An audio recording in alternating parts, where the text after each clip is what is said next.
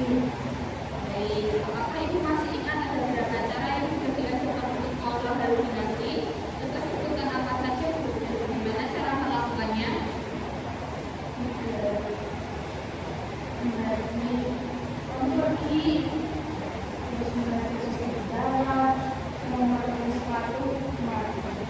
Bagus sekali Bu, ternyata Ibu dapat mengingatnya dan bisa melakukannya ya. Apakah Ibu sudah melakukan pelatihan tadi, dapat dengan orang lain, dan melakukan kegiatan mengontrol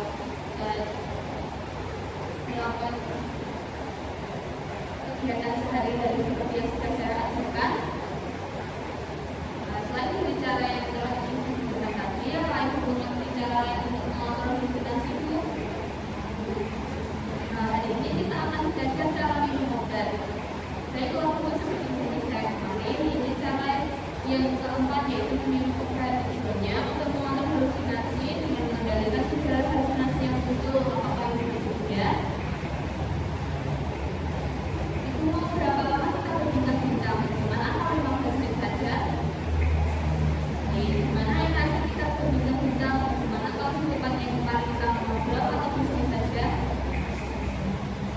Minum obat adalah salah satu strategi yang umum digunakan untuk penanganan masalah ini. Obat-obatan ini bekerja dengan cara mempengaruhi zat kimia di otak yang terkait dengan suasana hati dan pikiran. Minum obat secara teratur, terutama obat-obatan yang disebutkan dokter, dapat membantu menstabilkan suasana hati, mengurangi impulsivitas dan mengendalikan perilaku agresif. Kita siapkan dulu ya pokoknya.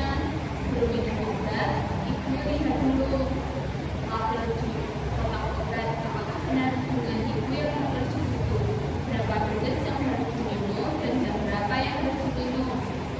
Dan juga nama obatnya apakah sudah benar. Di sini saya minta obatnya sama perawat kemudian saya langsung diawal benar obatnya. Pastikan apakah obat diminum sebelum atau setelah makan. Jangan pernah menghentikan minum obat sebelum berkonsultasi dengan dokter ya Bu, karena dapat terjadi kelelahan kandungan.